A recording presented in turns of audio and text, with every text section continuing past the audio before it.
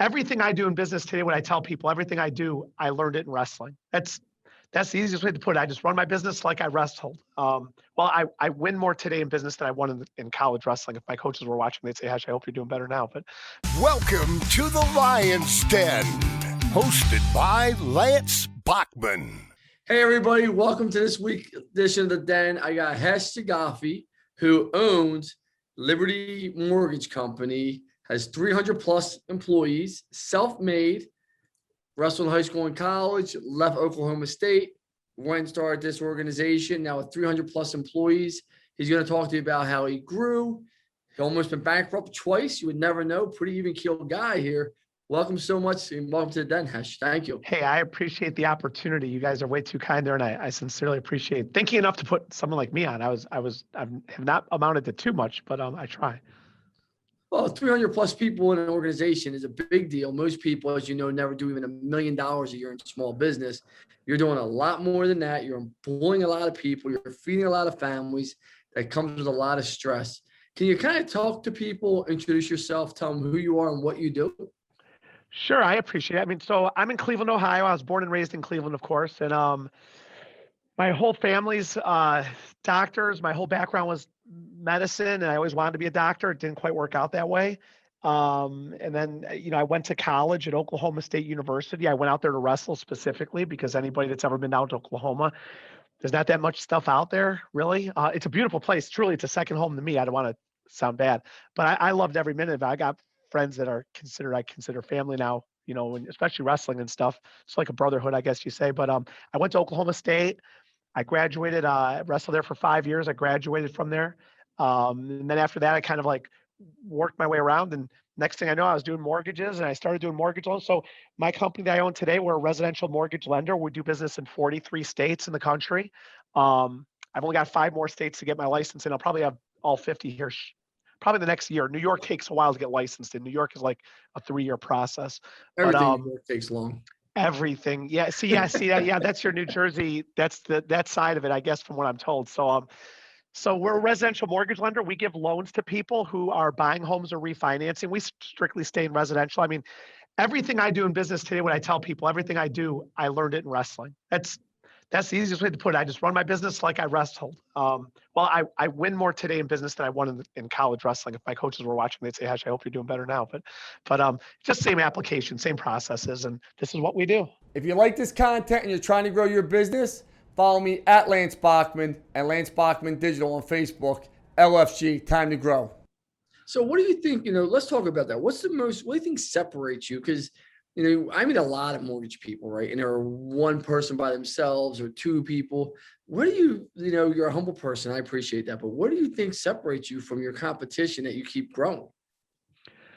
I'll be honest with you. I think the biggest thing is the biggest thing today, so I was a mortgage broker 15 to 20 years ago. And back then, that's when I was when I opened my first mortgage company was 2002. So I was 6 years out of college. So at the time I was 28 years old, 29 years old. So I never had a class in business. I mean, my undergraduate degree is in biology, for God's sakes, right? So I only knew what I knew from watching television or walking into corporate establishments and institutions. And since I'm in the financing lending world, I just mimicked myself after banks. And I ran my business like I thought you run a business. It was we come into work, everybody sprints at 1,000 miles an hour for 12 straight hours. This is just the way it is. There's no talk. This ain't social hour. We're in here to work. And, when I wrestled at Oklahoma State, I mean, I was John Smith's training partner. I used to work out with John twice a day. My head wrestling coach at Oklahoma State, he won 6 world titles, 2 Olympic gold medals. He's, in my opinion, the greatest wrestler in United States history, at least internationally. And we have friendly debates right now with some of the guys that I have working for me today on that. But I was training with John for his last Olympic gold medal. We were working out twice a day. I was a true freshman. I was redshirting. He needed a body, and I was the body, I guess. Well, I learned a lot from him in that window of 5 months, from it was January to May, basically, that I was going with him. I learned a lot, man. I saw what I was living to see what it was like to be the best of the best. And with him, it was just, he'd walk into the room and it was he didn't say much. It was just like he'd give you a look, or I'd be in the sauna warming up, and he would hit his hand on the door, and then I'd walk out there, and it was almost like he's get your butt out here, like get ready to get it on. So I mean, like, and that's how you work. Like to be the best, that's all you did. You come in, you work, you focus. This is it. Well, that's how I ran my business 15 to 20 years ago, and there was a lot of changes in the mortgage industry in 2007, 8, 9, 10, the mortgage crisis, the Great Recession, a lot of new laws. It was the largest overhauling of the financial services sector in the history of our country with Dodd-Frank, this gigantic law that came out and overhauled everything. Well, with that, I had to restructure my whole business, and I actually went and had to go to work for a couple of companies because they raised all of the net worth requirements. Well, when I finally had enough money to meet the net worth requirements, I reopened with what I own right now, which is I opened this company 7 years ago, Liberty Home Mortgage. The difference between me today and 15 to 20 years ago is today, we were actually voted #1 workplace in Northeast Ohio for businesses between 150 to 500 employees by the Cleveland Plain Dealer. Cleveland, Ohio's a newspaper, whatever. And today it's the complete opposite. This is my laptop I'm in a podcast room that we have. If I walk this out to the main area of the building, we have our Christmas decorations are going crazy out there. We have over 100 Christmas trees. We have music playing throughout the whole building. We have no dress code. We have a full-time chef that cooks breakfast and lunch for the employees, all free. We have a pedicure. Britt could but Britt's muted right now. She can't. I have a pedicurist, a manicurist, whatever you call those people that sand down your nails. And I'm a wrestler, man. If I get caught getting a manicure or something like that, I could get outed from the club.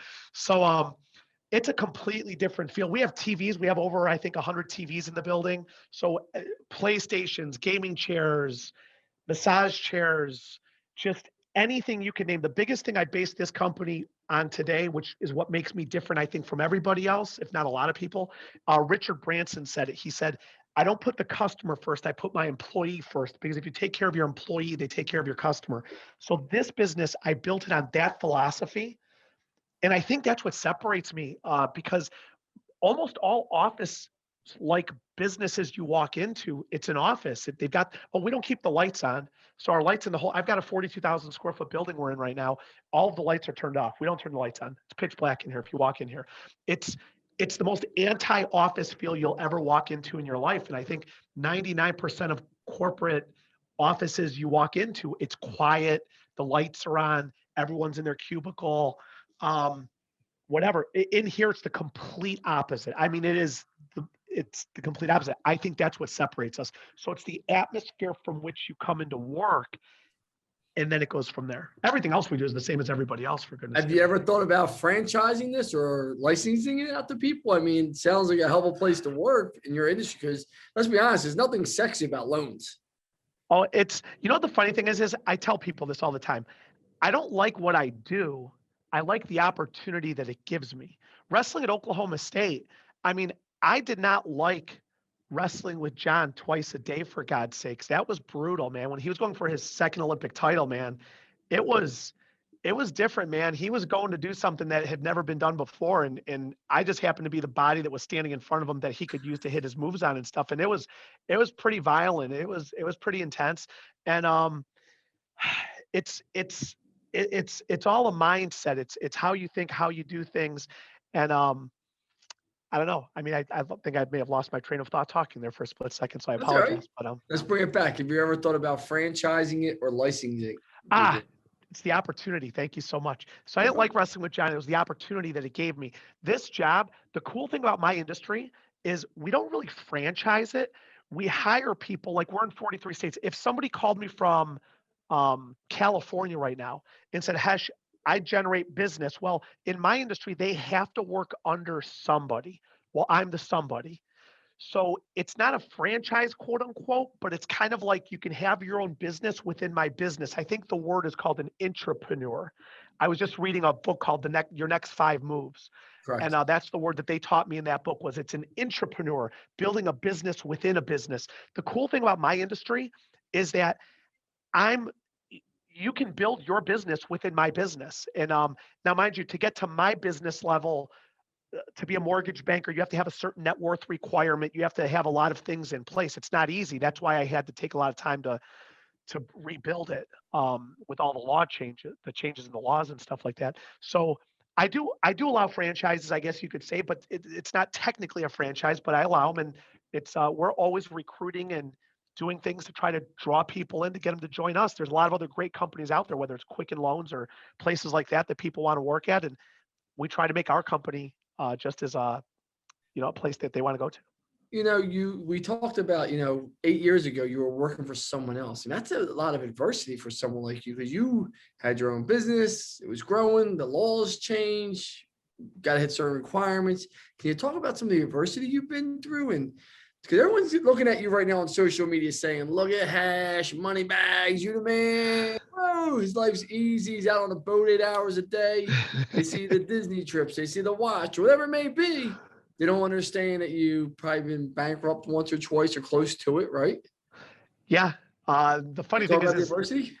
yeah, there's no question. It's the thing, like, I've always had my own business. I started in 1999 in this industry. In 2002, I left the company I was at and I went on my own. And since January of 2002, I've always had, I've always had my business within other businesses. So even though I worked for somebody else 8 years ago, it was still my own business. And if you understand kind of how the industry is that's the cool thing about the industry, is that it allows you to work like that, where so I've always had my own business within a business. Now, there's still parts to what I do as a business that I did not have control over, which is why I opened my own company. My friend I worked for, actually, I went to him and said, hey, I've reached a point now where I meet all of the federal requirements to actually be my own lender. I don't want to open my own company. I've done it before. I don't want to do it because, as you know, Lance, owning your own company is there's a lot of things that go with it, that go along with it, that you never intend. Nobody ever tells you that side of it, especially employing people. I mean, as I've grown as a business, when it was just myself and Melissa, my vice president, 7 years ago, it was just the two of us. I opened the company, she was my loan processor, and that was it. And now today we're almost 300 people. There's ways that I have to conduct business today that I did not have to work this way when I had 5 people. You can't say It's things in funny email. you said it. Can we talk about that real fast? Because we just had this conversation. So I'm not the CEO of One SEO anymore. I stopped being the CEO probably 6 months ago now. CJ, she was married to my sister. She's been with me for 11 years. They're divorced now, and whatever. She's the CEO of my company. And I said to her, I said, listen, we just talking, and she's a lesbian gay woman. She's like, Lance, it's not that easy for me to just take a woman out to dinner that works here. I'm like, why? But I know I can as a male. That's never going to happen. Like, I'm married, 4 kids. Like, I'm not ever taking a female out to dinner. Like, my old employees, like Jackie Eldridge, I would have 10 years ago. We were in Vegas yet, but you can't do those things today. Can you talk about how that environment's just changed, where I never realized that even her as a woman CEO, she has to be so cognitive of that. It's interesting. I've on all the podcasts I've done, I've never gone in this direction, which is an interesting direction, or an interesting topic. Part of it is you have to, every single word you say matters legally now, where they have terms, hostile work environments, where if they would have taken the wrestling room I wrestled in college, that would have been a hostile work environment. It was, I mean, you're getting kicked in the head. I mean, you were being physically beaten if you weren't getting up, I mean, like, let's go. And in business, even for me to say to you, Lance, suck it up, deal with it. Let's go, get up, stop feeling sorry for yourself. I'm sick of this. If I said that to you, oh my God, with mental health and mental wellness today, if I say to you, Lance, suck it up and deal with it or get lost, that alone, there's liability there. Well, your glass door would just blow up. Ding, ding, ding, ding, ding, ding. Oh my God. It's how it's changed. The world has changed. Even simple things of going out to dinner. Like, I could tell you I've been out to dinner with, actually, because like you said, everything has become a legal issue. And it's sad, actually, because it makes it very hard to bond when you have to walk on eggshells all the time. It's very hard to conduct business. It's, at the end of the day, I always say this in the world of mortgage lending: whoever makes the guidelines never originated alone. They've never interacted with a real human being. Everything on paper looks wonderful, But when you put it into practice, it's almost like buying a wrestling book on how to wrestle, and it shows you a double leg or a single leg, and you're reading page 17 of how to hit a high crotch. Well, try hitting that on Kenny Monday, which Kenny was another one of my coaches, Olympic gold medalist, whatever. Yeah. Try hitting it on John Smith. It's not like the book, just because you study the book, that's not how it applies in the real world. In mortgage lending, it's the same thing. And in business with the law, there's a lot of laws out there that say, Hesh, you can and can't do this, this, and this. And I'm sitting here saying, whoever created this law never ran a business one day in their life, because if they did, they would know that that's not even reasonable to handcuff me like that. So I had a professor when I went to get my executive MBA at Temple, and he was a little guy, and he was preaching, telling people you got to use the data, information, to trend your friend, get you in, all this bullshit, right?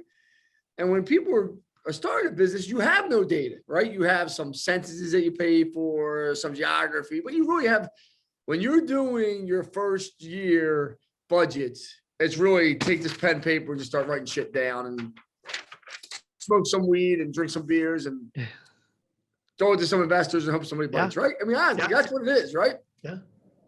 So I said to him, I said, this is after already owned company I did startups. I said, that's not true. I said, you got to trust your gut. You got to trust what's going on around you. You got to be very cognitive of some things. He's like, no. And I just stood up and I said, listen, you teach because you can't do. He's like, what? Yeah. I said, you teach because you can't do. Have you ever owned a business? No. Well, how are you going to tell someone that's done startups? Like it made no sense to me. And that's the problem, I call it, when you said hit a high crotch on Kenny Monday, or it's easy to be a textbook champion and not be able to be a real life champion. They're two very distinct differences. See, you said it exactly correctly. Again, it's running a business there's an ebb and a flow with it. And, I mean, I'm sitting here saying that I started the company 7 years ago with two people. Myself was one of the two, and Melissa, my vice president, was the other one of the two. So there's two of us. Today we have almost 300. I'll give you an example. Here's an example. Well, I don't want to get political. I always try to stay socially neutral. I'm socially neutral. I always tell people I have opinions just like any other human being who's breathing and they're an adult has an opinion. But we have a full-time chef, right? Starting next year, I do not believe that food that they cook for my employees, which you have 100, 125 people in this building, it's a pretty sizable amount of money to feed them every single day, whatever. I think starting next year, I don't think I could write off any of it, none of it, right? So I don't know if I spend money at the grocery store that gets cooked for my employees at work, I'm not using it at home. And if you really knew me if you knew me how I do things, I'm like, my accountant tells me I'm way too conservative. I don't write off business miles. I don't write off meals. If I go out to dinner with a real estate agent, I don't keep the receipt. I don't do any of that stuff because I don't track it. I don't track it. And I don't want to have to I don't have to make stuff up and try to remember things in an audit. So whatever. Well, I'm sitting here saying that, how reasonable is that? Like, by not letting me deduct that business expense, because it's a business expense. I'm feeding my employees. I mean, try to convince me that that's personal somehow. I'm not eating the food. By the way, I used to have high cholesterol. My buddy I wrestled with in college, Pat Smith, 4-time national champ, he had high cholesterol. So then he had a heart attack on July 4th of 2017.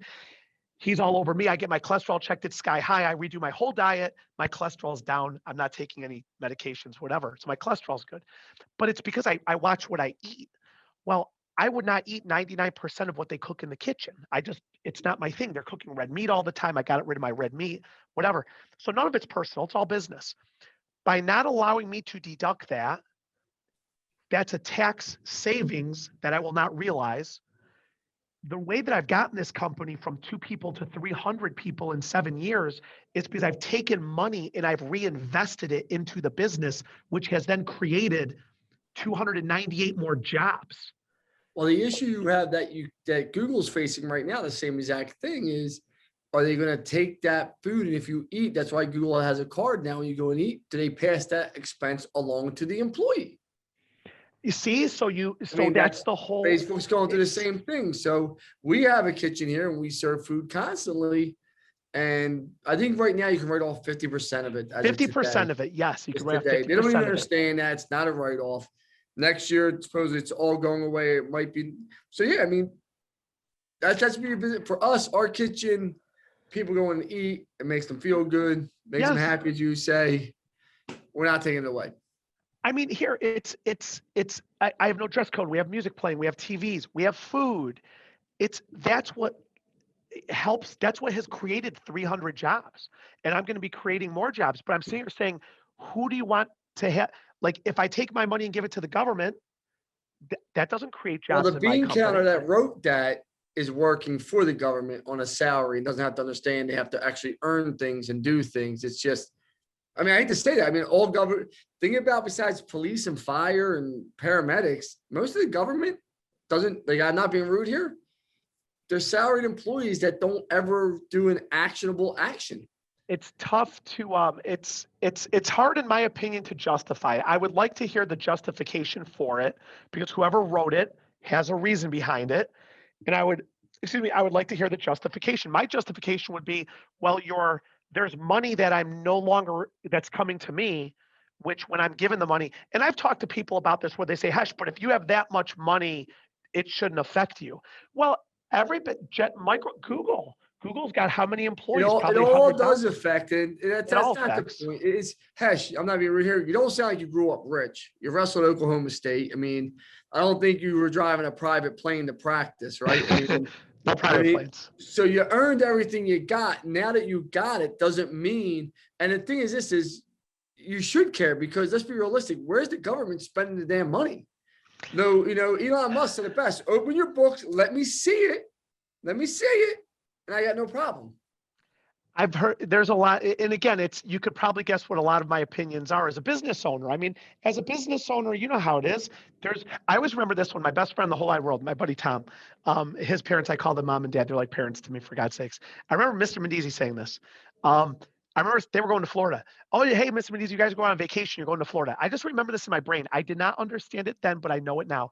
He said, Hesh, when you own your own business, there's no such thing as a vacation.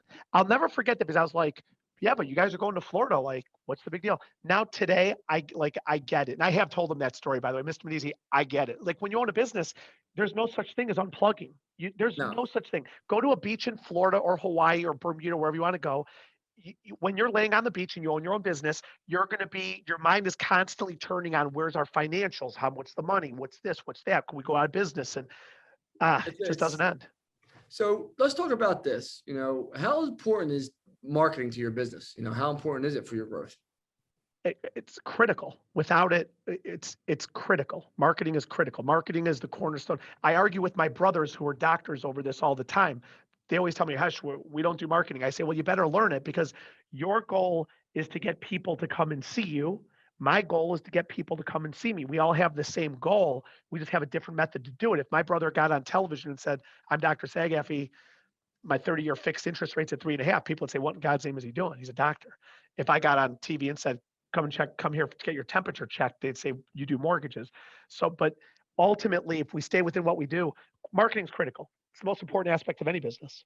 Well, most people don't know that. What are your goals for 2022? We're going into 2022. We're in December, first week. What are your goals? The funny thing is there's a book I'm reading called The Miracle Equation. Well, I already read the book. I'm listening to it on audiobook now. It's The Miracle Equation by Hal Elrod, who wrote The Miracle Morning. He said the goal is not the goal. So ultimately, a big difference between me today and me 20 years ago was 20 years ago, it was, we need to hire 100 more people in 2022. I've got to be at 400 people by the end of next year. And we need to be in 4 more states and we need to be doing 40% more volume. That's what I would have told you that question 15 to 20 years ago.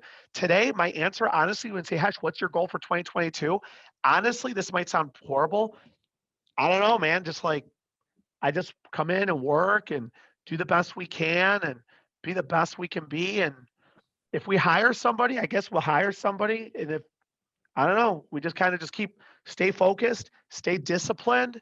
Don't break away from that which has gotten us to where we are. There's no need to change things up right now. Just keep doing what we're doing. And that's my goal. Here's a question on the final roar. What would you say to a young entrepreneur out there, somebody that wants to start their own business, somebody didn't come from a lot of money, what would you say to someone who wants to start their own business and be an entrepreneur in the final word? The first step of the process is knowing that you can achieve anything you put your mind to. There's another right now. There is a Bill Gates being born. In 50 years from now, Bill Gates is gone. I mean, in 60, 70 years, you and I might not be here either unless we live well past 100 years old. So the truth is there's going to be another Bill Gates in 30 years from now. There's going to be a new Bill Gates. It's just like John Rockefeller. It's today we talk about John D. Rockefeller as nobody really, there's no significance of him. He's 100, that was 100 years ago. Well, in 100 years from now, people are going to look at Bill Gates and Elon Musk of today like, oh, those guys are 100 years ago. But there's going to be a new Bill Gates of 2080, of 2100. That's somebody getting born today. Why not be you? Like, why not? Like, I always tell people, like, I don't know, my goal is to someday own the Cleveland Browns. Why not me? Like, give me a justifiable reason why it can't be me. Like, explain that to me. No why reason. can't it be me? There's really no reason. So the first step is, Especially with that team. yeah. Listen, so I've gotten to a point saying, listen, I gotta do every damn thing around here my damn self. I gotta go buy the damn Cleveland Browns now and freaking win games. I love Baker Mayfield though. I love Baker Mayfield. Everyone's Great always personality. against him. Yeah, yes, he's injured, man. Cut the guy. We used to not be able to get a first down for like. What did you guys forget? For 18 years, we couldn't even get a first freaking down, for God's sakes. And now you're complaining about the guy. Whatever. I went for hours on that one. I was born and raised on the Browns and Ohio State football. We just lost to Michigan, which is like, oh my God, it ruined my whole year. But so I would say, one, you got to believe it and understand that you can achieve anything. And two, you got to be willing to make the sacrifices it takes to put yourself in the positions to achieve success. So as long as you're willing to make the sacrifices and the commitments to what it takes to be great, entrepreneurship, owning your own business. It's the sky. There's no limits. There's no ceilings. There's no boundaries. No doubt. Hash, thanks so much for being on the Den. I appreciate it. If somebody wants to get in touch with you, how will they get in touch with you? Where should they go? I guess I should be more prepared for that question. If you type my name into Google, Khash Saghafi, I'm all over social media, Facebook, LinkedIn, Instagram. My phone number is 216-780-1103. I say it quickly. I mean, if they type my name and if they look me up, and it says Danielle on my little screen name, that's because my assistant who handles my other Zoom stuff, this is her account I logged into. So if somebody's watching, I'm thinking, why does his thing say Danielle? That's because I'm logged into hers. But anyways. We appreciate Danielle getting you on the Den today. Hash, thank you so much. I appreciate it. I will talk to you soon. Thank you, Lance. Bye now.